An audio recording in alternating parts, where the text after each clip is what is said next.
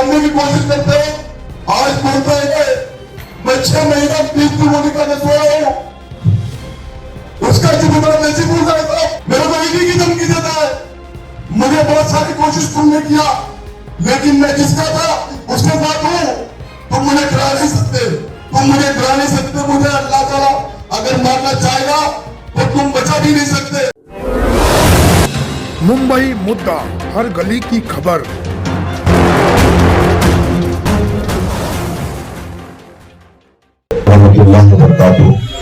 नमस्कार।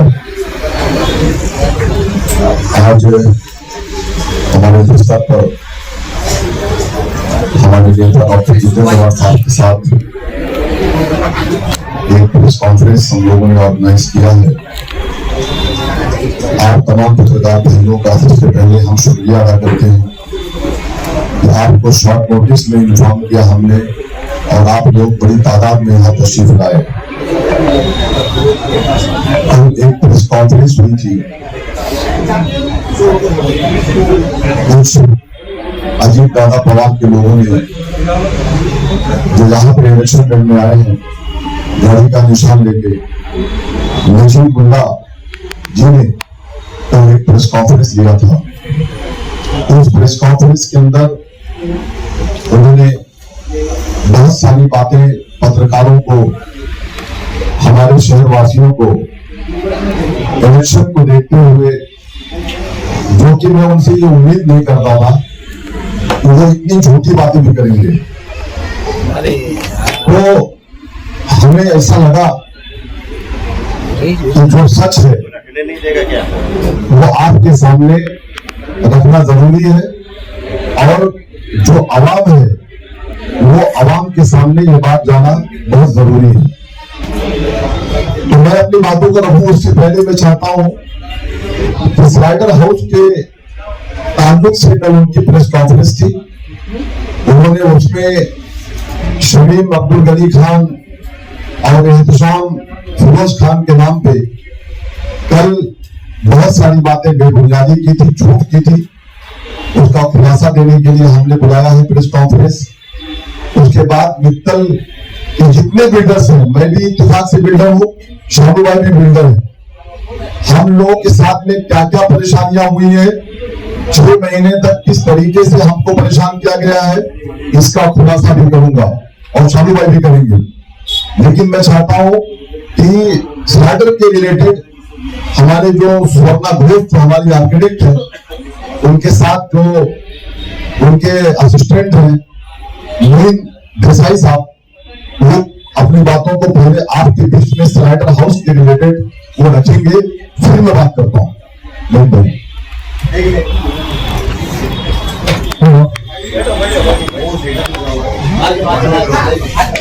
सर, ये जो स्लॉटर हाउस है हमारा, वो स्लॉटर हाउस में एयर पॉलिसी की गई।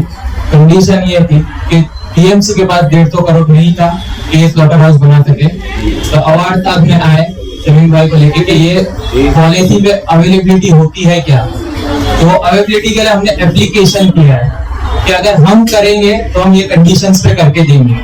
उसमें कंडीशंस में पूरी स्लॉटर हाउस पूरी न्यू टेक्नोलॉजी पे बेस्ड है, जिसके अंदर कोल्ड स्टोरेज दिया जाएगा, जिसके अंदर बेसमेंट दिया जाएगा आपको 2000 भैंस प्लस बकरा दोनों चीजों को रखने के लिए।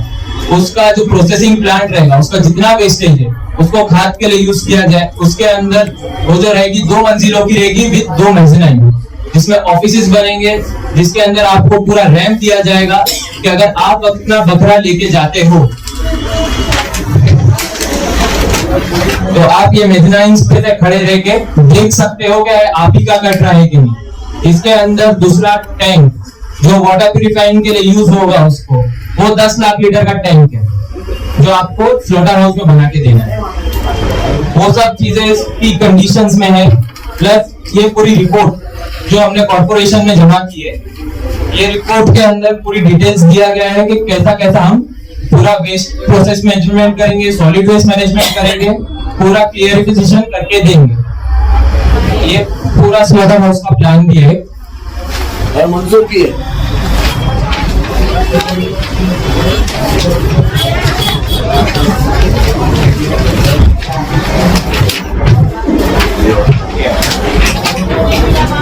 ये लेआउट प्लान हमने टीएमसी में जमा करके पूरा मंजूर किया। ये लेआउट प्लान हमने पूरा मंजूर करके लिया है, जिसके अंदर पूरा डिटेल वर्क भी हो चुका है। शमीम भाई, इस पूरे मामले में कल उनका एक आरोप था रिजर्वेशन के प्लॉट को लेकर के। उनका सुनिए ना शमीम भाई सुनिए, उनका क्या कहना है कि ये जमीन जो है ना रिजर्व प्लॉट है और उसमें से आप जो है 60% जो है वो कमर्शियल अपने लिए सेल के लिए यूज कर रहे हैं और 40% में स्लॉट हाउस दे रहे हैं, ऐसा उनका आरोप था। मैंने तमाम पत्रकार भाइयों को अभी फिलहाल हमारे आर्किटेक्ट की तरफ से बहुत सारी बातें आपको बताई गई प्लान के साथ में। आज 30 साल से मैं समझता हूं कि बहुत सारे प्लॉट है रिजर्वेशन के मुंब्रा शहर के अंदर, ये उनको नहीं भूलना चाहिए था। मैंने सुना था कि बहुत चतुर चालाक जानकार आदमी है, लेकिन कल जब उनकी मैंने प्रेस कॉन्फ्रेंस सुनी तो मुझे लगा कि शायद मैंने गलत सुना था। वो चतुर चालाक नहीं है, उनका काम है कि किस तरीके से सामने वाले को बदनाम करो, लेकिन जिसको अल्लाह इज्जत देना चाहेगा उसको तुम्हारे बदनाम करने से तो हमको बदनाम नहीं कर सकते। 30 साल पहले मैं पूछता हूं उनके साथ में, मैं नजीब मुल्ला जी से पूछता हूं मीडिया के माध्यम से, 30 साल से मुंब्रा थाने महानगर पालिका के अंतर्गत जो जमीनें रिजर्वेशन के प्लॉट्स थे, उन्होंने वो इतने दिनों तक, इतने सालों तक उनको डॉक्टर जितेंद्र नाथ साहब ने अपोजिशन लीडर बना के रखा, गठ नेता बना के रखा, उन्होंने हमारे शहर को क्यों नहीं दिलाया? ये मेरा सवाल नंबर 1। नंबर 2, तो आज खरड़ी गांव के अंदर जब आप जाते हैं तालाब के बाजू में, वहां पे भी स्लाइडर हाउस की लैंड है, जिसको आपने अभी जो डीपी चेंज हुआ है उसके अंदर स्लाइडर हाउस की जगह को चेंज करा करके वहां पे आरजोन करवा दिया। आप ही के लोग हैं, वो आप ही के लोग हैं, नाम के साथ जानता हूं मैं, ज्यादा बोलोगे तो सब बोलूंगा। कितना पैसा लिया दिया और आरजोन कराने के लिए क्या क्या किया है आपने, अगली प्रेस कॉन्फ्रेंस में दिखाऊंगा उन लोगों को भी आपके सामने कि इन्होंने आरजोन कराने के लिए क्या क्या सौदेबाजी की है। तीसरी बात, रफी कामदार साहब, रिजर्वेशन के बारे में बातें बहुत सारी हुई, हम सुनते रहे, लेकिन मैं मेरे शहरवासियों को बताना चाहता हूं तो 30 साल के पहले रिजर्वेशन प्लॉट या मित्तल की जिस लेआउट की बात करते हैं, वो मित्तल के लेआउट की बात करता हूं, जहां का मैं खुद बिल्डर हूं पाम रिवेरिया का, मैं वहां से स्टार्ट करना चाहता हूं। पाम रिवेरिया का प्लॉट हमने पूरी गवर्नमेंट की वैल्यू देकर के उसको परचेस किया है। नजीब मुल्ला जी, आपको अभ्यासु कहा जाता है, लेकिन आप अभ्यासु नहीं हो। आप पहले एग्रीमेंट को चेक करो, भलता एग्रीमेंट मत दिखाओ ला करके पत्रकार भाइयों को। वो एग्रीमेंट के ऊपर कोई भी जमीन अगर गवर्नमेंट वैल्यू के हिसाब से, रफीक कामदार साहब, जो मार्केट की वैल्यू होती है उस वैल्यू के हिसाब से उसका कन्वेंस होता है। जैसे अक्सर कहा जाता है कि भाई यहाँ की वैल्यू 8,65,000 रुपए है, यहाँ की वैल्यू 20 लाख रुपए है, उसके हिसाब से उस जमीन का हमारी कंपनी उसका ओनर है, उसकी मालिक है। डॉक्टर जितेंद्र नाथ साहब ने कहा कि आप इसके ऊपर जो एआर पॉलिसी के हिसाब से आप इसको अगर करोगे तो शहर को इसका ये फायदा मिलेगा, ये डेवलपमेंट मिलेगा। हमारी कंपनी ने उस जमीन को खरीद के 5 साल हो गया, हमने कल नहीं खरीदा उसको, हमने 5 साल पहले उसको परचेस किया था। हाँ, कन्वेंस 2 साल के पहले हुआ। कोई भी डील डायरेक्ट कन्वेंस नहीं होती है, आदमी टोकन देता है, पेमेंट करता है, पार्ट पेमेंट करता है, पेमेंट क्लियर करता है, तब वो कन्वेंस होता है। पूरी कीमत दिया है हमने उस जमीन की। उसके बाद डॉक्टर जितेंद्र नाथ साहब हमारे नेता भी हैं और वो शहर की भलाई के लिए उन्होंने चाहा कि यहाँ पे ये पॉलिसी के तहत ये काम हो। तो वहां पे जो बस डिपो की बात करते हैं, मैं टीएमटी मेंबर था, मुझे अहमद साहब ने टीएमटी मेंबर बनाया था। मेरा भी एक सपना था कि मेरे शहर को एक टीएमटी बस डिपो मिले। हमने साहब से बोला टीएमटी बस डिपो का काम हो गया, सीसी मैंने इसके पहले पीसी में आपको दिखा दिया। उसके बाद वो हॉकर्स मार्केट की बात तो झूठी कर रहे थे कि शहर को हॉकर्स मार्केट नहीं मिली। आपने लगता है कि मेरी प्रेस कॉन्फ्रेंस को देखा ही नहीं, कोई चमचे कान में बोले होंगे, आपने सुन करके बोल दिया होगा। आप पहले सुने प्रेस कॉन्फ्रेंस को। हॉकर्स मार्केट का फोटो दिखाया, सीसी दिखाया रफीक कामदार साहब। अगर मैं झूठ बोलूंगा तो आपको अधिकार देता हूं मेरे को रोक देना आप लोग, क्या आप ये गलत बोलते हो। हमने हॉकर्स मार्केट की सीसी दिखाई, हमने बस डिपो की सीसी दिखाई, हमने ड्रामा थिएटर की सीसी दिखाई, हमने स्कूल कॉलेज की सीसी दिखाई, हमने उस अर्जी जमीन की जहां आप राजनीति कर रहे थे हमने उसकी भी सीसी दिखाई। और वो अर्जी गार्डन के रिलेटेड साहब ने एमसी में बात भी कर लिया है और वो काम भी हो जाएगा। तीसरी बात ये हो गई बात एआर पॉलिसी की, और हम एआर पॉलिसी के तहत वो काम कर रहे हैं। दूसरी बात यह है, हम जो लैंड देते हैं, हमारी जो जगह है, हम उस जमीन के पूरे मालिक हैं, ओनर्स है। हमने कोई थाने महानगर पालिका से 1 रुपए जमीन के बदले में नहीं लिया। हमको बना करके वो सब देना है, वो सब बना के देने के लिए कम से कम 300 से 350 करोड़ रुपए खर्च होंगे। वो भी हमको करना है। वो पैसा हमें थाने महानगर पालिका नहीं देगी। नजीब मुल्ला जी आपको याद दिलाना चाहता हूं, वो पैसा हमें थाने महानगर पालिका नहीं देगी, हमको बना के देना है। ये हो गई बात एआर पॉलिसी की। अब मैं आता हूं स्लाइडर हाउस के ऊपर। स्लाइडर हाउस का मैं आपको साबरा आपको दिखा रहा हूं और ओरिजिनल एग्रीमेंट दिखा रहा हूं। कल रफीक कामदार साहब आज जब उनसे पूछ रहे थे तो उनकी जबान लड़खड़ा रही थी। वो कह रहे थे सुल्तान रिजवी साहब कि शायद कोई शमीम अब्दुल गनी खान तो फोटो क्लियर नहीं दिखता है, शायद वही होंगे, क्योंकि आपके पास सही चीज थी नहीं। सही चीज ये है, ये 7/12 मेरे और पप्पू एहतशाम खान और हमारे कंपनी के नाम पे नजीब मुल्ला जी, ये जमीन हम इसके मालिक हैं। हमने जमीन परचेस किया है। हमने फॉरेस्ट की जमीन का कोई 7/12 अपने नाम पे नहीं किया है। हमने लैंड जो मालिकी लैंड होती है उस लैंड के ऊपर ये काम करना हमने काम किया है। अब मैं आता हूँ स्लाइडर हाउस के ऊपर। जब ये जमीन हमने लिया मित्तल नरोत्तम नगर से रफीक कामदार जी, सुनिए, उसके बाद हमको जितेंद्र अवाज साहब ने कहा इसको भी लेके 4 साल हो गया। आप झूठ बोलते हो, 4 महीना पहले लिया। हाँ, रजिस्ट्रेशन आगे पीछे होता है, डेट का आगे पीछे होता है, मैं इसके लिए इनकार नहीं करता। 4 साल बाद जाके वो पेमेंट हमने अदा कर पाई है। और ये जगह रिजर्वेशन प्लॉट था और है, मैं इससे भी इनकार नहीं करता। मुझे कंप्लीट करने दीजिए ना, मुझे कंप्लीट करने दीजिए, आपके बात करवा दूंगा मैं। ये जमीन के ऊपर जितेंद्र अवाज साहब ने कहा यहाँ पे स्लाइडर हाउस बनना चाहिए। हमारे आर्किटेक्ट के असिस्टेंट ने आपको सब दिखा दिया, प्लान दिखा दिया, सब दिखा दिया। इसके लिए जो कहते हैं कि 60 और 40 125 करोड़ रुपए लगता है। इसके लिए थाने महानगर पालिका सक्षम नहीं है। कहते हैं शालू प्रधान साहब, ये अपोजिशन लीडर वो भी रह चुके हैं। थाने महानगर पालिका के पास इसकी फंडिंग नहीं होती है, वो मजबूर होती है, गटर नाले का काम ठीक से कर नहीं पाती है। तो वो पैसा 125 करोड़ रुपए का स्लाइडर हाउस कैसे बनता।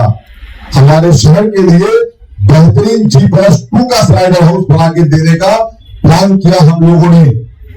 हमारा प्लान है और उसके तहत अगर वो पैसे गवर्नमेंट नहीं दे सकती है, कारपोरेशन नहीं दे सकती है, तो बिल्डर को एआर पॉलिसी में जा करके उस काम को करके स्लाइडर हाउस बना करके देने की ऐसे हवा में बात नहीं होती है, उसका एग्रीमेंट होता है।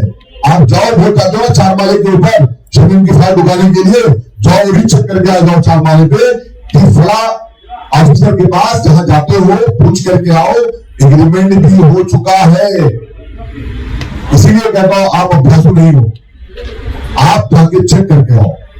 आपने और मैं कहना चाहता हूं यहां से लेके पूना, मैं पूना कम से कम 25 टाइम गया हूं, 25 टाइम्स मुझे आवाज साहब ने भेजा है। जाओ जाकर के उसका स्लाइडर हाउस का काम करके आओ। सैयद अली असरफ भाई साहब ने मेरे को बहुत बार फोन किया है, शमीम भाई स्लाइडर हाउस बनना चाहिए, करके लो, उसका पूरा प्लान किया है। हमारा मकसद बिल्डिंग बनाने का नहीं है, हमारा मकसद सबसे पहले है स्लाइडर हाउस बनाने का। लेकिन अगर हम स्लाइडर हाउस बनाते हैं तो उसके लिए हमको फंडिंग लगती है। नजीमुल्ला जी, तो क्या अजीत दादा पवार साहब फंडिंग देने वाले थे क्या? जो आपने मुझे कहा था कि मैं फंडिंग दूंगा, शमीम खान तुम फंडिंग ले लो स्लाइडर हाउस बनाने के लिए, आपकी गवर्नमेंट थी, अजीत दादा पवार साहब डिप्टी सीएम थे, आपको बोलना चाहिए था एक बार। आपने तो वो काम किया है हमारे शहर के लिए, हमारे कसाई बिरादरी के लिए, जो काम डॉक्टर जितेंद्र साहब, सैयद अली असरफ भाई साहब ने पहल किया, आपने उसको ब्रेक लगाया है।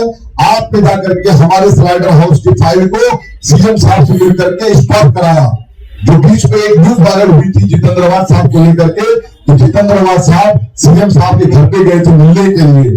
जितेंद्र साहब जाकर के सीएम साहब को हाथ जोड़ने के लिए गए थे कि पहली बार आया हूं जब से आप सीएम बने हैं, सीएम साहब दोस्ती का वास्ता देके कहता हूं आप ये स्लाइडर हाउस सैंक्शन कर दो। जितेंद्र साहब इसके लिए गए थे। आज बोलता हूं आपके माध्यम से, इस तरीके का आप जो हमारे शहर वासियों को, और मैं आपके माध्यम से वादा करता हूं, एक प्लानिंग होता है, एक एग्रीमेंट होता है जो थाने महानगर पालिका शहर विकास एआर पॉलिसी के तहत, वो चाहे एआर पॉलिसी का हमारा फॉर्म एरिया हो, चाहे हमारा स्लाइडर हाउस हो, ये वो लेती है और उसके तहत हमें काम करके देना होता है। इस्लामुद्दीन भाई, हम अगर ये स्लाइडर हाउस का काम कंप्लीट होता है नजीमुल्ला जी, तो मैं इस काम को पूरा करने के लिए ये पैसा अगर अजीत दादा पवार साहब दिए होते, उनकी सरकार थी, तो शायद ये हम 125 करोड़ रुपए लाने के लिए हम थाने महानगर पालिका सक्षम नहीं थी। इसके लिए हमने एआर पॉलिसी का प्लान किया था, लेकिन आपने वो भी रद्द करा दिया। हम चोरी से काम नहीं करते, हम बिल्डरों को धमका करके डायरी में नाम नहीं लिखवाते। नजीमुल्ला जी, मैं आपसे कहना चाहता हूं, हम मेहनत करते हैं। मैं उत्तर प्रदेश से बिलोंग करता हूं, शमी भाई आप भोपाल से बिलोंग करते हो। मेरे बहुत सारे दोस्त कोकन बिरादरी के हैं, बहुत सारे दोस्त यहाँ से लेकर सऊदी अरब तक है। कल बहुत सारे दोस्त मेरे अकबर भाई, असलम भाई दुबई से कल के कोकन जमात के प्रोग्राम में शामिल थे, मेरे फैमिली मेंबर है। हाँ, लेकिन साहब मैं उत्तर भारत से बिलोंग करता हूँ। इन्होंने किसी से कहा ये भैया आया है मुंद्रा में, ये भैया की छड्डी निकालूंगा, ये भैया को यूपी रेडियो में भेजूंगा। नजीमुल्ला जी, बांटो मत कोकन बिरादरी के अंदर और उत्तर भारतीय समाज के अंदर, हम सब भाई भाई हैं। हम जब मुंद्रा में आए ना, तो हमको यही कोकन बिरादरी के भाई लोगों ने हमको, आज भले उनके साथ में है, लेकिन इन्हीं लोगों को, ये तो लोग साथ में होंगे, एक दो लोग साथ में उनके खड़े हो सकते हैं, लेकिन हमको कल मेहमान नवाजी उन्होंने हमारी की। लेकिन आप कहते हो ये भैया को मैं यूपी भेजूंगा, ये भैया को मैं एडी में डालूंगा, ये भैया को मैं उबाट लगा दूंगा। इसलिए कहते हो कि मैं जितेंद्र अवार्ड का लॉयलिस्ट था, लॉयलिस्ट हूं, लॉयलिस्ट रहूंगा। मैं तुम्हारी तरह जिस तरीके से तुमको जितेंद्र अवार्ड साहब ने एक बाप बन करके एक बेटे के लिए काम किया है, अगर जितेंद्र अवार्ड साहब ने मुझे भाई, छोटा भाई मान करके मेरे कंधे पर रख के हमेशा मुझे हौसला अफजाई किया है, तो मैं उसको वार नहीं कर सकता। ये तुम्हारा जर्फ है, ये शमीम का जर्फ है। मेरा मुंह मत खुलाओ, उल्टा खुलने पे जाऊंगा तो कहानी, पिक्चर अभी बाकी है। दूसरी बात ये हो गई बात काम धंधे की। मैं कंस्ट्रक्शन के अलावा शोरूम भाई मैं फिटनेस मेंटी हूं, मैं आरटीआई डाल करके पैसा नहीं कमाता साहब, मैं मेहनत करता हूं साहब, मैं 18 घंटा मेहनत करता हूं, मैं 18 घंटा मेहनत करके मैं अपनी रोजी रोटी कमाता हूं, मेरे बच्चों को लाकर पालता हूं। तुम मुझे दुबई से फोन करवाते हो, तुम मुझे बांधने की कोशिश करते हो। आज बोलते हैं मैं 6 महीना 20 की गोली का सोया हूं, उसका जिम्मेदार जैसी भूल जाएगा। मैं कभी बोला नहीं होता आपको, मेरे को दुबई से फोन करवाता है, मेरे को ईडी की धमकी देता है। मुझे बहुत सारी कोशिश तुमने किया, लेकिन मैं जिसका था उसके साथ हूं। तुम मुझे डरा नहीं सकते, तुम मुझे डरा मुझे अल्लाह ताला अगर मारना चाहेगा तो तुम बचा भी नहीं सकते, लेकिन मुझे बदनाम करने के लिए, मुझे तुमने अपने पाले में लेने के लिए बहुत कुछ किया, लेकिन शमीम खान के खून में गद्दारी नहीं हो सकती। वो जिसका था उसका है, उसका रहेगा। अगर मैं मीडिया के माध्यम से आज कहना चाहता हूँ, शानू भाई आप भी मेरे दोस्त हो, अगर मेरे साथ कोई हादसा होता है, मुझे मार दिया जाता है, या अगर मेरे साथ कोई भी हादसा होता है, तो इसका जिम्मेदार नजीब मुल्ला होगा। मैं बड़ी मीडिया में बोलता हूँ, अगर मेरे को टेंशन में मर भी गया मैं, इसने मुझे 6 महीने तक नींद के गोली भी सुनाया है। अगर मुझे कुछ हो गया तो साहब मैं आपको ये जिम्मेदारी देके जाता हूँ, इसका जिम्मेदार नजीब मुल्ला होगा। मैं अपने शहरवासियों में कहना चाहता हूँ, जमील मर गया, मैं वहां तक जाना नहीं चाहता, किसने मारा उसको, लेकिन परमार की डायरी में तेरा नाम था और शमीम आज मीडिया के माध्यम से बोल के जा रहा है। मेरे को मालूम है मेरे पीछे लोग लगे रहते हैं, लेकिन मैं डरने वाला नहीं हूं। ये तो आंसू निकला, ये मेरा जब था, तुझे मत समझता कि तुझे डर गया मैं, तुझे मत समझता कि तुझसे मैं डर गया। तूने मेरे पार्टनर को चमकाने की कोशिश किया, तूने सालू पठान को भी चमकाने की कोशिश किया, तूने तेरा लेटर है, ये लेटर है तुम्हारा, ये बताओ आप इसको, नजीब मुल्ला का लेटर है, मेरा हर प्रोजेक्ट पर लेटर डालता है, ये कहता है यूपी से आया है, इसको मैं कहां भेजूंगा। अरे तू मुझे कहां भेजेगा? अगर मुझे जाना लिखा होगा मेरे मुकद्दर में तो 50 रुपए लेके आया था, चला जाओगे खाली हाथ, लेकिन तू खुदा नहीं हो सकता, तू अल्लाह नहीं हो सकता। मैं आपके माध्यम से यही कहना चाहता हूं कि ये अपने आवाज से कहना चाहता हूं, ये आदमी अगर कभी कहीं गलती से पावर में आ गया तो आज शमीम खान का आपने जो इसने चुन किया मेरे साथ आपने सुना, अभी शानू भाई भी बताएंगे कि मैं सुन रहा था दाऊद चौधरी साहब भी डायमंड हाल में कुछ ऐसे ही कह रहे थे। मैं ज्यादा बात नहीं कर सकता, अब मैं माइक शानू भाई को देता हूं।